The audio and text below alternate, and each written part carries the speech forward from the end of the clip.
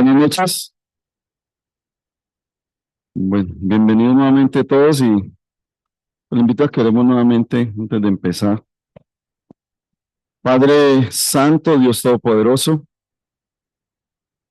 dueño y creador de todas las cosas, queremos en esta hora agradecerte por la vida, agradecerte por todas tus bondades, Señor, por tu misericordia, por tu fidelidad.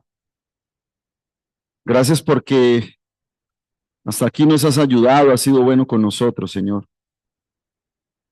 Pero sobre todo, queremos agradecerte por la vida de tu Hijo, el que diste para que muriera en lugar de cada uno de nosotros, el que entregaste sin escatimar nada, sin guardar nada, para poder darnos la redención, la salvación.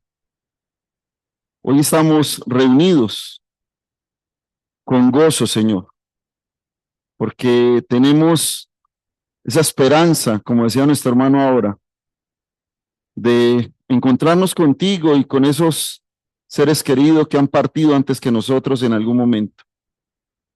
Gracias, Señor, porque podemos reunirnos para alabarte, exaltarte, glorificarte, pero también para leer y estudiar tu palabra, Señor, que nos alimente,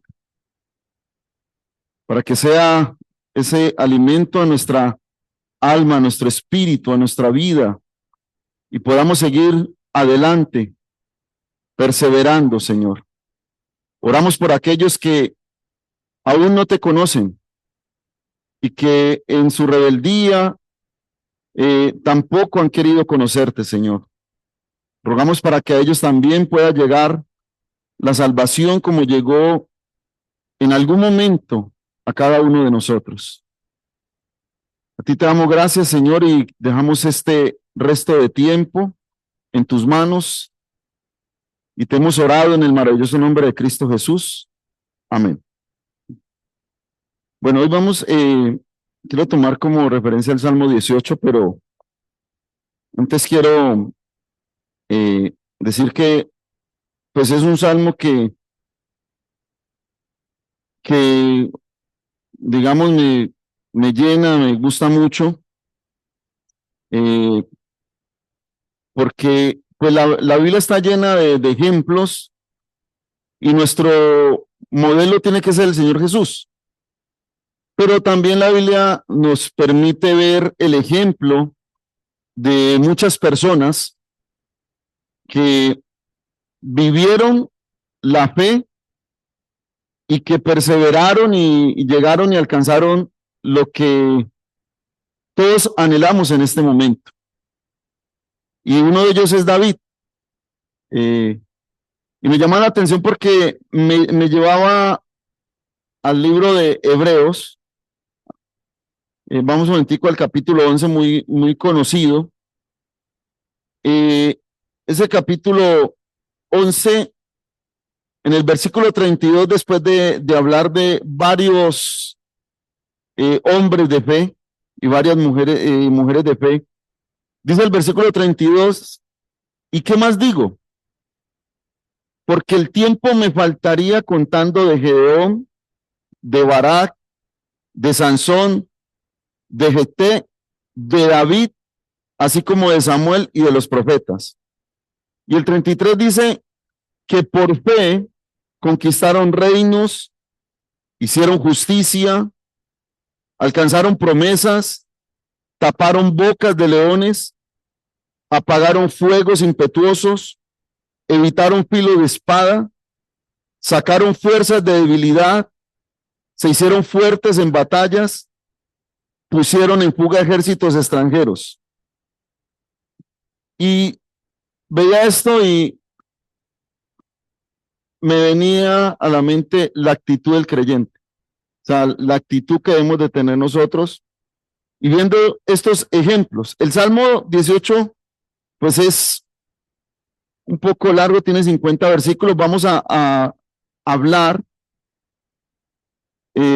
poco a poco los versículos en el tiempo que tenemos. Pero al mirar esta parte, comenzando el Salmo, y leyendo todo el Salmo que me llevaba a verlo en Hebreos y ver que David se encuentra ahí, me preguntaba la actitud del creyente, o sea, ¿cómo somos nosotros? Y me preguntaba yo, ¿cuál es mi actitud? Y las actitudes que presentamos como seres humanos son muy variables. O sea, nosotros tenemos actitudes que varían, llevando a tener diferentes comportamientos que hablan por sí solos de la persona y manifiestan lo que verdaderamente hay en el corazón de cada uno. Las actitudes que nosotros tenemos se manifiesta y demuestra lo que verdaderamente puede haber en el corazón de la persona, de cada uno de nosotros. Y me venía también a la mente cuando Jesús le dice a sus discípulos que se debían amar los unos a los otros, que en eso los demás iban a conocer que ellos eran discípulos de él. En Juan dice, si ellos se amaban, verdaderamente los demás iban a ver que ellos eran discípulos de Jesús. Y nosotros somos hijos de Dios, somos discípulos de Jesús, somos creyentes, ¿cierto? Entonces nuestra actitud, ¿qué debe demostrar a los demás? Entonces, mirando, buscando en el diccionario el significado de la palabra actitud, encontré tres que me llamó la atención. Dice uno, disposición de ánimo manifestada de algún modo. Disposición de ánimo manifestada de algún modo. Postura del cuerpo, especialmente cuando expresa un estado de ánimo. Y me venía a la mente que yo les hablo a los muchachos y les digo que ¿quién enojado va a estar sonriendo? ¿O quién estando triste va a echar cuentos? Porque el estado de ánimo no lo permite en el momento. Y también dice que la actitud se define como una predisposición aprendida a responder de forma consistente, de una manera favorable o desfavorable con respecto a algo o a alguien. Repito, la actitud se define como una predisposición aprendida a responder de forma consistente, de una manera favorable o desfavorable con respecto a algo o a alguien. Entonces, mirando sobre la actitud que debe tener el creyente, y en este salmo, veía que lo primero es que como hijos de Dios, como creyentes, debemos tener suma gratitud con Dios. Dice el versículo 1, te amo, oh Jehová, fortaleza mía. Te amo, oh Jehová, fortaleza mía. Y ese te amo se ve que sale de un corazón súper agradecido. Si vemos el contexto y el título del Salmo dice, acción de gracias por la victoria. Y dice Salmo de David, siervo de Jehová, el cual dirigió a Jehová las palabras de este cántico el día que le libró Jehová de mano de todos sus enemigos y de mano de Saúl. Entonces dijo, y empieza el Salmo.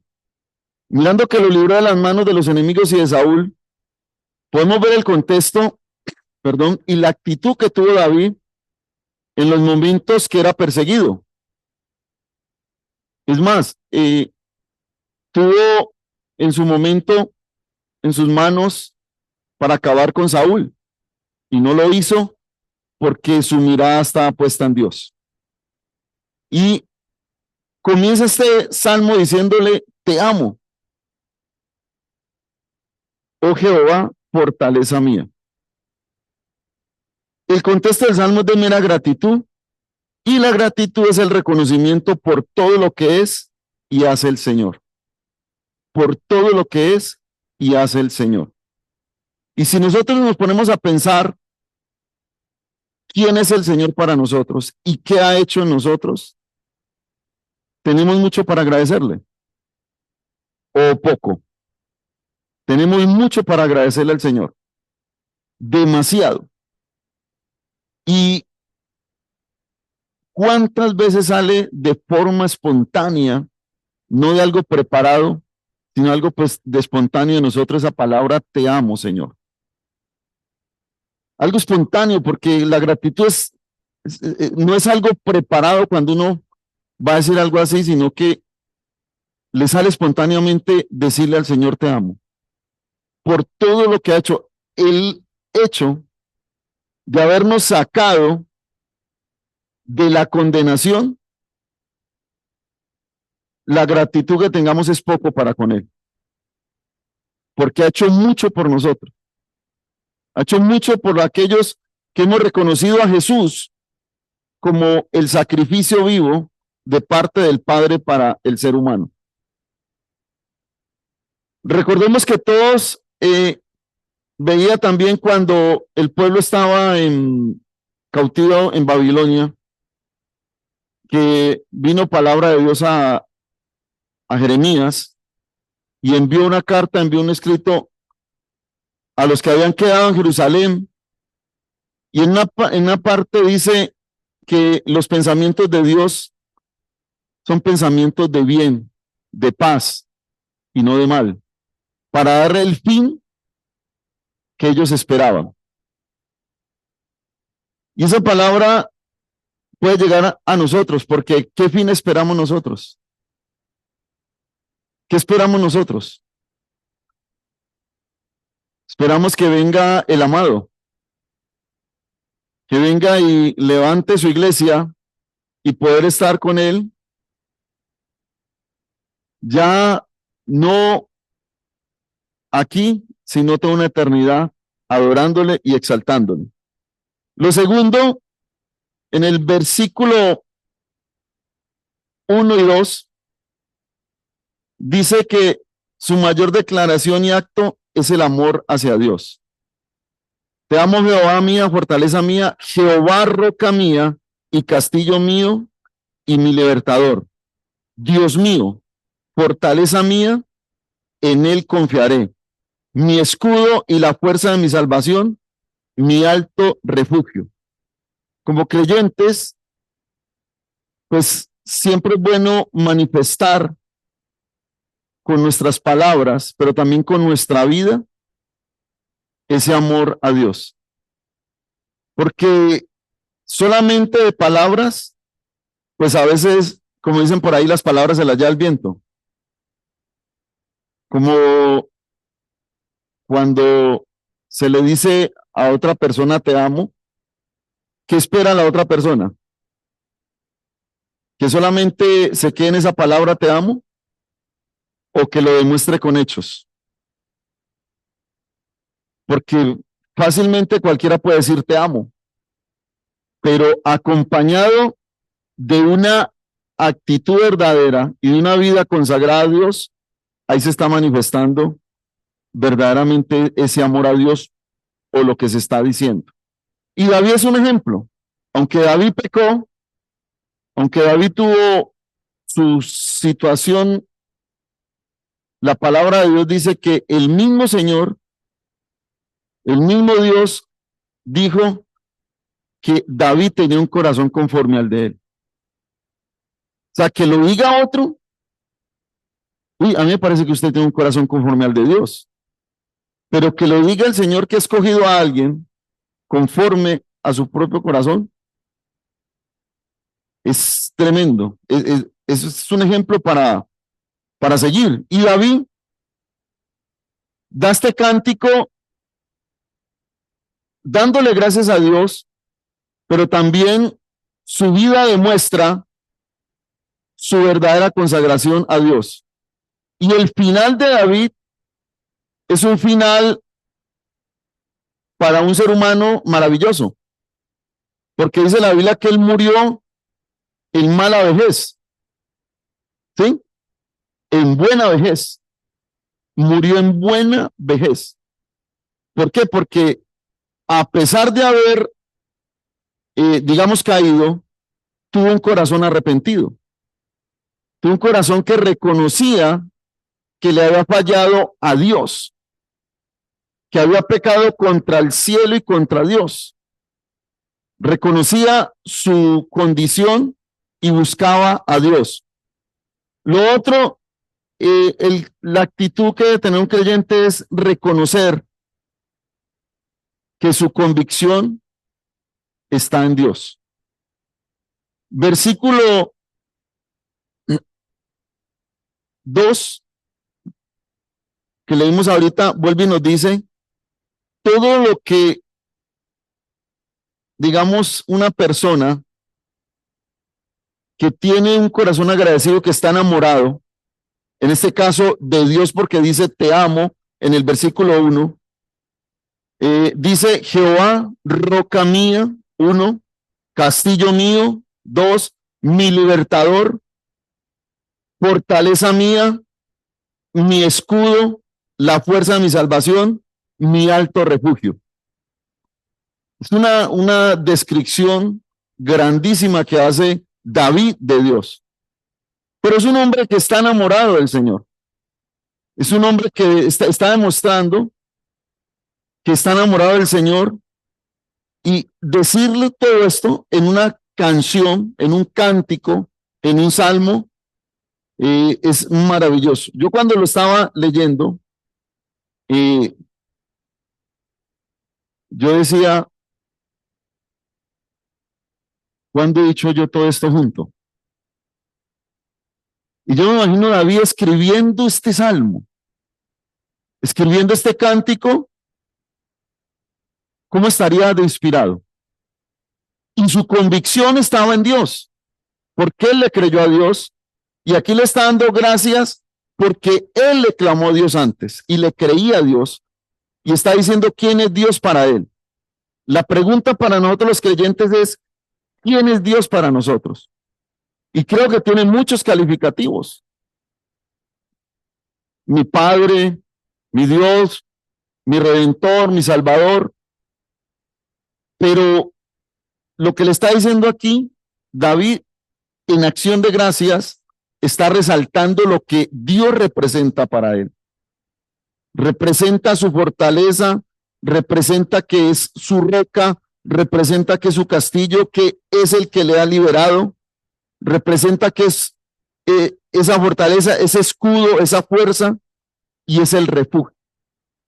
Y yo creo que nosotros los creyentes, ¿cuál es el primer refugio que debemos buscar en cualquier situación? Dios. Nuestro refugio tiene que ser Él. Lo otro, del versículo 3 al 6, el creyente que tiene una actitud como la que nos muestra aquí David, sabe que Dios le escucha y le ayuda.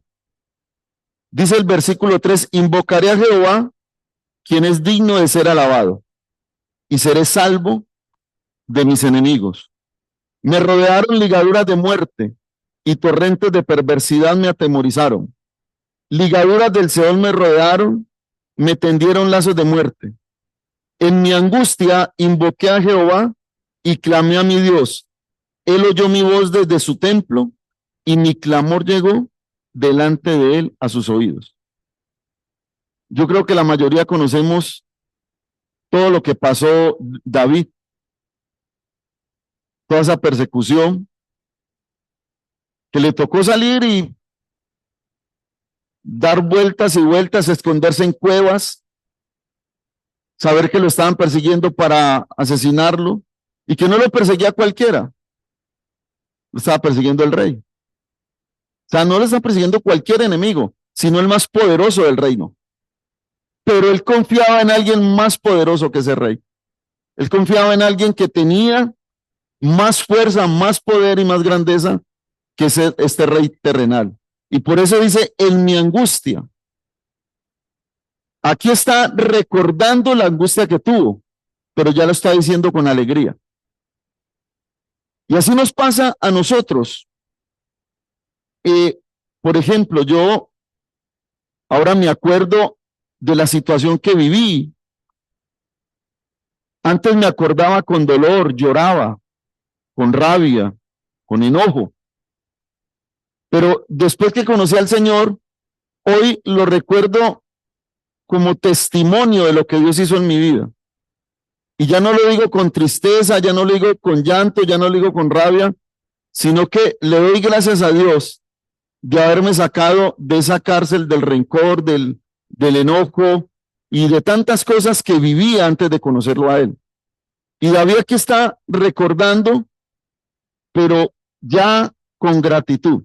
Yo me imagino que en ese momento, pues sintió angustia, sintió miedo, sintió temor en algún momento, porque le tocaba salir y esconderse, pero su recompensa está aquí, dando un salmo de gratitud al Señor por todo lo que lo libró. El creyente debe estar seguro que Dios no es indiferente a su situación. No importa el lugar o la situación en la que se encuentre, sabe que Dios es su ayuda. ¿Y por qué lo digo? Porque la ayuda es de Dios. Sea cual sea que venga alguna situación, la ayuda siempre va a provenir de Dios para el creyente. La provisión del creyente es el Señor. Sea en lo familiar, sea en lo laboral, sea en cualquier estancia o ámbito de su vida, Dios es el que ayuda, el que bendice. Lo otro, del versículo 7 al 18, nos muestra que un creyente habla del poder de Dios, de lo que Dios es capaz de hacer en la vida de una persona. Y si nos remitimos a los antiguos, ellos le contaban a sus hijos las grandezas y las maravillas que Dios había hecho. Le contaban a sus descendientes de forma oral, al comienzo, todo lo que Dios había hecho para sacarlos de la esclavitud de Egipto. Y para hablarles de ese gran poder de un Dios que no conoce límites. Porque ¿qué Dios puede abrir el mar en dos? ¿Qué Dios puede parar el sol? ¿Qué Dios puede detener un río? Pero ¿qué Dios puede salvar al ser humano? Porque a ellos lo libró de la aflicción del hombre. Y muchos no entendieron y se perdieron en el desierto. A nosotros los creyentes nos libró de la muerte y la condenación eterna. ¿Y qué Dios hay en el mundo que pueda morir, que pueda resucitar y que pueda volver a levantar un pueblo que se haya arrepentido? Solamente hay uno, y ese es el Dios el que nosotros hemos creído, en el único y verdadero Dios que lo ha dado todo por nosotros. Y debemos de proclamar esa grandeza por medio del Evangelio a aquellos que lo necesitan.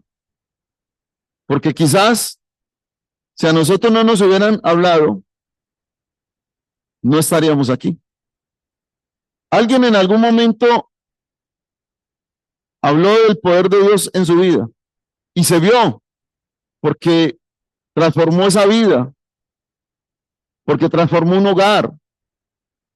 Pero aparte de eso, pueden decir, es que no solamente la transformación de mi vida, de mi hogar o de cualquier situación, sino que tengo la alegría y puedo dar una acción de gracias porque hoy soy salvo. Yo creo que es lo más grande que se le puede proclamar a alguien, mostrarle el camino de la salvación. ¿Y quién es el camino de la salvación? Jesucristo. Lo otro que un creyente puede mostrar en su actitud es que sabe que Dios recompensa a los que le obedecen. Y David en el versículo 20 al 27, mire lo que dice el 20. Jehová me ha premiado conforme a mi justicia, conforme a la limpieza de mis manos, me ha recompensado. Y no quiero que lo distorsionemos, que la recompensa es la salvación, no. La salvación no tiene ninguna recompensa, ningún gasto, ninguna inversión. Esa se recibe por gracia. Pero en este caminar estamos y lo que nos pide Dios es obediencia, que caminemos con Él. Y aquí David está mostrando y está diciendo que Dios le ha premiado conforme a su justicia, conforme a la limpieza de sus manos, me ha recompensado. Y reflexionaba en esta parte porque el Salmo comienza dando una introducción cuando dice que lo libró de Jehová de mano de todos sus enemigos y de mano de Saúl. Y aquí dice, conforme a la limpieza de mis manos me ha recompensado. ¿Y qué hizo David? David no se ensució las manos porque le dijeron, Dios te lo ha entregado en tus manos. Y David dijo, no voy a hacer eso con el ungido de Jehová. Y aquí dice, conforme a la limpieza de mis manos me ha recompensado. Porque yo he guardado los caminos de Jehová y no me aparté impíamente de mi Dios. Pues todos sus juicios estuvieron delante de mí y no me he apartado de sus estatutos. Fui recto para con él y me he guardado de mi maldad, por lo cual me ha recompensado Jehová conforme a mi justicia, conforme a la limpieza de mis manos delante de su vista. Con el misericordioso te mostrarás misericordioso y recto para con el hombre íntegro. Limpio te mostrarás para con el limpio y severo serás para con el perverso. Porque tú salvarás al pueblo afligido y humillarás los ojos altivos. Y aquí nos muestra que el creyente debe tener humildad. Somos salvos, sí. Tenemos algo que otros no tienen, pero no por ser mejores, sino tal vez porque, como podemos decir como Pablo, que Cristo Jesús vino a morir por todos los pecadores de los cuales yo soy el primero. Y Pablo tenía que jactarse, pero él reconocía que él era el primero.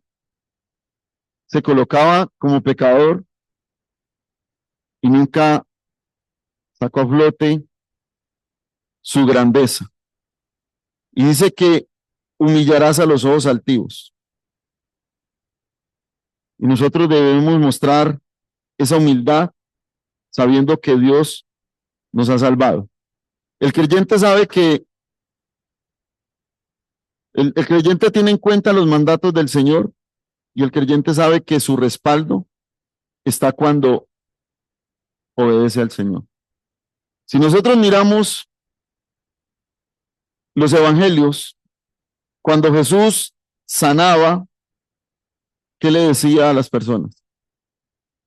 Vete y no peques más. Vete y no peques más. Porque eso se espera. Dios nos ha librado y pues nos pide que busquemos el no transgredir su palabra. Que somos seres humanos y nos equivocamos, sí, pero no nos amañamos con el pecado. O no debemos amañarnos con el pecado. Y lo otro, volviendo a lo que estaba en los primeros versículos, pero el versículo 28 al 50 nos muestra que David sabía que su fortaleza estaba en Dios. Tú encenderás mi lámpara, Jehová mi Dios alumbrará mis tinieblas. Contigo desbarataré ejércitos y con mi Dios asaltaré muros. En cuanto a Dios, perfecto es su camino y acrisolada la palabra de Jehová. Escudo es a todos los que en él esperan, porque ¿Quién es Dios sino solo Jehová?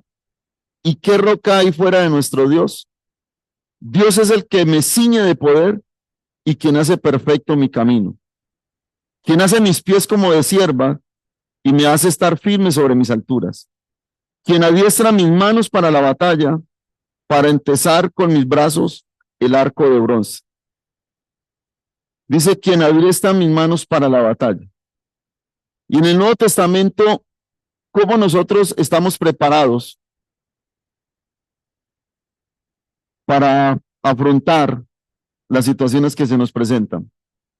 Porque la Biblia dice que no dudemos de las maquinaciones que el enemigo tiene. Pero en Efesios nos dice que nosotros debemos ¿qué? Vestirnos con la armadura. ¿De quién? ¿De nosotros o de él? Y nos da una lista de cómo está conformada esa armadura. Por eso a él tenemos que acudir y por eso en él vamos a encontrar esa fortaleza, no en nosotros, no en nuestra propia prudencia, no en nuestras propias fuerzas, sino con la armadura de Dios. Y el creyente sabe, perdón, y el creyente sabe que la fortaleza de él está en Dios, que nuestra fortaleza está en Dios, no en nosotros mismos. Porque a veces podemos buscar mucho a Dios, podemos estar en la lectura de la palabra y podemos llegar a confundir que somos ya fuertes, demasiado fuertes, pero si nosotros no tenemos a Dios como nuestra fortaleza, siempre seremos débiles. Él es el que nos fortalece, Él es el que nos da lo que necesitamos para enfrentar las situaciones. El creyente no confía en sus propias fuerzas. El creyente no se apoya en su propia prudencia. Y el creyente sabe que toda victoria está asegurada cuando su fuerza es el Señor. Levante la mano el que no enfrenta batallas aquí.